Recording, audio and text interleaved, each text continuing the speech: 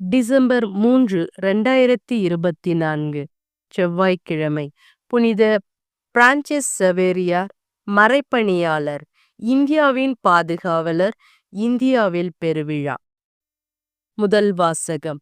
ஆண்டவர் எனக்கு அருள்பொழிவு செய்து உள்ளார். ஒடுக்கப்பட்டோருக்கு நற்செய்தியை அறிவிக்க என்னை அனுப்பியுள்ளார். இறைவாக்கினர் ஏசாயா நூலிலிருந்து வாசகம். அதிகாரம் 61, இறை வார்த்தைகள் 1-3 முடிய.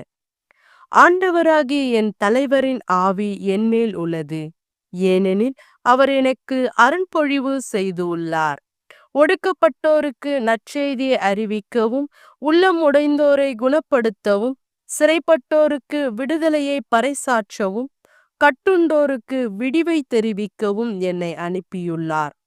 ஆண்டவர் அருள் தரும் ஆண்டினை முழங்கவும், நம் கடவுள் அநீதிக்கு பழிவாங்கும் நாளை அறிவிக்கவும், துயருற்று அழுவோருக்கு ஆறுதல் அளிக்கவும், சியோனில் அழுவோருக்கு ஆவன செய்யவும், சாம்பலுக்கு பதிலாக அழகு மாலை அணிவிக்கவும், புலம்பலுக்கு பதிலாக மகிழ்ச்சி தைலத்தை வழங்கவும், நலிவுற்ற நெஞ்சத்திற்கு பதிலாக புகழென்னும் ஆடையை கொடுக்கவும் என்னை அனுப்பியுள்ளார். நேர்மையின் தேவதாருக்கள் என்றும், தாம் மாற்றியுறு ஆண்டவர் நட்டவை என்றும் அவர்கள் பெயர் பெறுவர். ஆண்டவரின் அருள்வாக்கு. இறைவா உமக்கு நன்றி. இரண்டாம் வாசகம். நற்செய்தியை அறிவிக்காவிடில் ஐயோ எனக்கு கேடு. திருத்தூதர் பவுல் கொரிந்தியருக்கு எழுதிய முதல் திருமுகத்திலிருந்து வாசகம். சகோதர சகோதரிகளே, நான் நற்செய்தியை அறிவிக்கிறேன் என்றாலும் அதில் நான் பெருமை பாராட்ட ஒன்றுமில்லை. இதை செய்ய வேண்டிய கட்டாயம் எனக்கு உள்ளது. நற்செய்தியை அறிவிக்காவிடில் ஐயோ எனக்கு கேடு. இதை நானாக விரும்பி செய்தால் எனக்கு கைமாறு உண்டு. நானாக விரும்பாவிட்டாலும் இது என்னிடம் ஒப்படைக்கப்பட்டுள்ள பொறுப்பாக இருக்கிறது. அப்படியானால் எனக்கு கைமாறு என்ன? உங்களுக்கு எச்சளவும் இன்றி நற்செய்தியை அறிவிப்பதிலுள்ள மன நிறைவே அக்கைமாறு. நான் நற்செய்தியை அறிவிப்போருக்குரிய உரிமையை கொஞ்சம் கூட பயன்படுத்தி கொள்ளவில்லை. நான் யாருக்கும் அடிமையாய் இல்லாதிருந்தும் பலரை கிறிஸ்துவிடம் கொண்டுவர என்னை பலருக்கும் அடிமையாக்கி கொண்டேன்.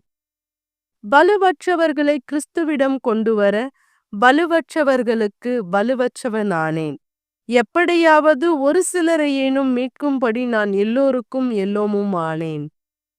நற்செய்தியால் வரும் ஆசையில் பங்கு பெற வேண்டிய நற்செய்திற்காக எல்லாவற்றையும் செய்கிறேன். இவை ஆண்டவரின் அருள்வாக்கு. இறைவா உமக்கு நன்றி. நற்செய்தி வாசகம். படைப்பிற்கெல்லாம் நற்செய்தியை பறைசாற்றுங்கள். மார்க் எழுதிய தூய நற்செய்தியிலிருந்து வாசகம். அதிகாரம் 16, இறை வார்த்தைகள் 15-20 முடிய. அக்காலத்தில் இயேசு 11 தோன்றி உலகெங்கும் சென்று, படைப்பிற்கெல்லாம் நற்செய்தியை பறைசாற்றுங்கள். நம்பிக்கை கொண்டு திருமுழுக்கு பெறுவோர் மீட்பு பெறுவர், நம்பிக்கையற்றவரோ தண்டனை தீர்ப்பு பெறுவர். நம்பிக்கை கொண்டோர் பின்வரும் அரும் அடையாளங்களை செய்வர். அவர்கள் என் பெயரால் பேய்களை ஓட்டுவர், புதிய மொழிகளை பேசுவோர், பாம்புகளை தம் கையால் பிடிப்பர், கொல்லும் நஞ்சை குடித்தாலும் அது அவர்களுக்கு தீங்கு இழைக்காது. அவர்கள் உடல் நலமற்றோர் மீது கைகளை வைக்க அவர்கள் குணமடைவர் என்று கூறினார். இவ்வாறு அவர்களோடு பேசிய பின்பு ஆண்டவர் இயேசு விண்ணேற்றம் அடைந்து கடவுளின் வலப்புறம் அமர்ந்தார். அவர்கள் புறப்பட்டு சென்று எங்கும் நற்செய்தியை பறைசாற்றினர். ஆண்டவரும் உடனிருந்து செயல்பட்டு நிகழ்ந்த அரும் அடையாளங்களால் அவர்களுடைய வார்த்தைகளை உறுதிப்படுத்தினார். ஆண்டவரின் அருள்வாக்கு. கிறிஸ்துவே உமக்கு புகழ்.